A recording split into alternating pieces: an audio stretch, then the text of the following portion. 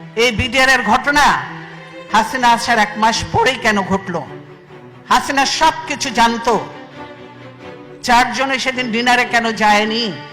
এটা চলে এসছে। এর আগে আমি ছিলাম, আমি গিয়েছি, হাসিনা ছিল, হাসিনাও গিয়েছে। এইবার কেন হাসিনা গেল না? তারপরের দিন কেন ঘটনা ঘটলো? হাসিনা এবং মঈনুদ্দিন এটা জানতো এবং তারা এর জন্য দায়ী, এটা মানা যায় না। কাজেই হাসিনাকে একদিন জবাব দিতেই হবে এটার জন্য। 57 জন, হ্যাঁ আমি ক্ষতিগ্রস্ত হয়েছি, আমার ছেলেদের ইয়ে হয়েছে, তারপরেও আমি বলবো 57 জন ভালো ভালো অফিসার কিভাবে মারা হয়েছে তা চিন্তা করা যায় না। তাদের পরিবারদের সঙ্গে যে আচরণ করা হয়েছে সেটা চোখে দেখা যায় না। আমরা 57 জন অফিসারকে ই করে কাউকে পুড়িয়ে ফেলা হয়েছে, কাউকে গার্বেজের ভিতর দেওয়া হয়েছে, কাউকে, আর এর সঙ্গে জড়িত ছিল আরো।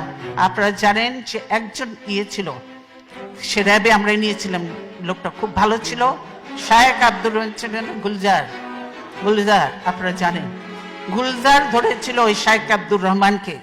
তার জন্য রাগ ছিল ওই মির্জা আজমের, তার বোনের জামাই ছিল। তার জন্য গুলজার সন্ধ্যা পর্যন্ত র্যাবকে, মোইনকে, অমুককে বারবার ফোন করেছে, হেল্প হেল্প হেল্প, সাহায্য চেয়েছে, কিন্তু কেউ এগিয়ে আসেনি। কি বলে, র্যাব আর্মি যে বসে আছে কিন্তু পারমিশন পাচ্ছে না, র্যাব ঢোকার পারমিশন পাচ্ছে না। পিলখানায় যদি তারা ঢুকতে পারতো, আমি মনে করি এরকম নয়, 2-1 জন মরতে পারতো, তো সব অফিসারকে আমরা বাঁচাতে পারতাম। দেশের এটা ছিল অ্যাসেট, আজকে দেশকে ধ্বংস করে দেওয়া হচ্ছে, আর্মিকে শেষ করে দেওয়া হয়েছে। এর জন্য অবশ্যই তারপরে তদন্ত কমিটি করে তদন্ত থেকেও বাদ দেওয়া হয়েছে। এমন সব লোকজন দিয়ে তদন্ত করতে যাকে দেওয়া হয়েছিল সেটা তাকে করতে দেয়া হয়নি।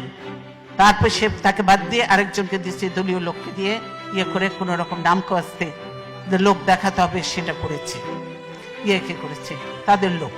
এইটা বুঝতে পারছেন। কাজে বিডিআর ঘটনার সঙ্গে হাসিনা এবং মঈনুদ্দিন সরাসরি জড়িত। তারা এদেরকে নিয়ে একসঙ্গে শেরাটন হোটেল থেকে খাওয়া এনে খেয়েছে।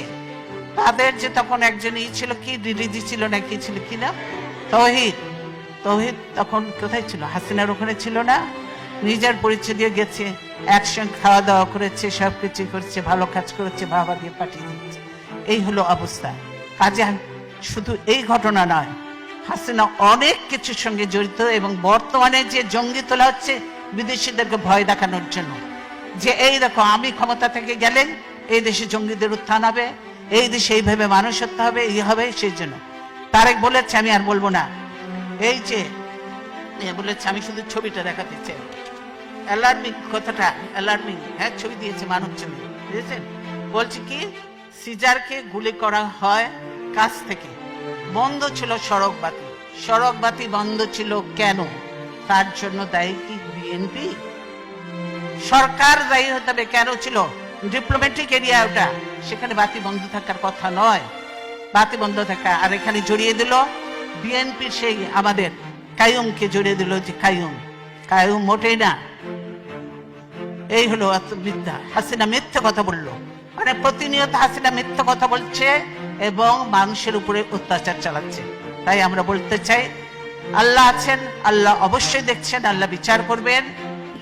সাংবাদিক আজকে মাহমুদুর রহমান জেলে অপরাধবিহীন, তারপর সাগর রুনির কোনো বিচার আজ পর্যন্ত হয়নি। শওকত মাহমুদ জেলে, প্রেস ক্লাব আজকে আওয়ামী লীগের দখলে। এখন সুপ্রিম কোর্ট বারও দখলের চেষ্টায় আছে, বার কাউন্সিল তো কোন রকম করেছে, ওটা নিয়েও একটা ভেজাল লেগে আছে। এই হলো অবস্থা। সব দলীয়করণ, দখলীকরণ চলছে, জমি জায়গা থেকে আরম্ভ করে।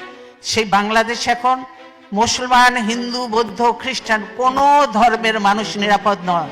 এবং যত দুর্ঘটনা ঘটছে তার সঙ্গে হাসিনা এবং আওয়ামী লীগ সরাসরি জড়িত, এবং তার পুলিশ বাহিনী, পুলিশ এবং র্যাব এরা জড়িত।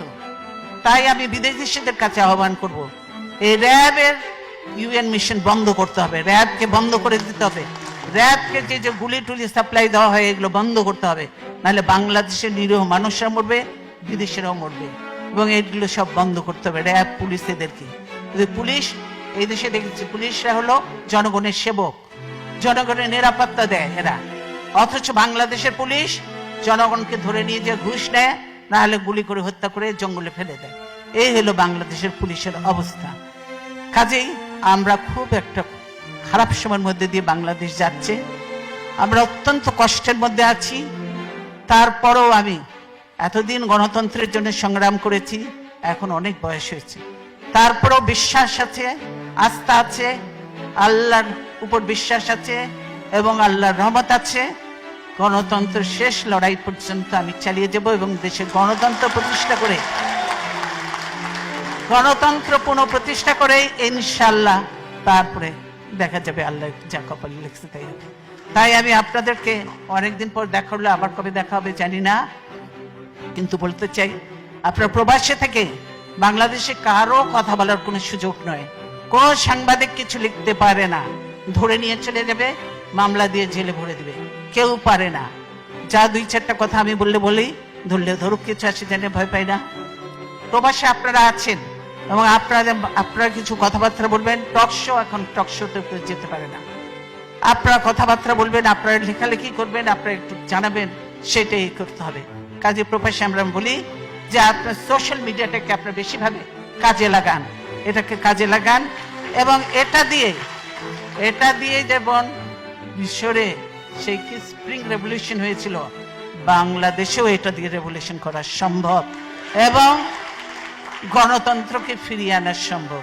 তাই আমি আমার বক্তব্য দীর্ঘায়িত না করে আপনাদের সকলকে, আপনাদের অনেক মূল্যবান সময় দিয়েছেন, সেই জন্য আপনাদেরকে ধন্যবাদ জানিয়ে আজকের মতো বিদায় নিচ্ছি। ইনশাআল্লাহ ভবিষ্যতে আল্লাহ যদি জীবিত রাখে তাহলে আবার দেখা হবে। ধন্যবাদ।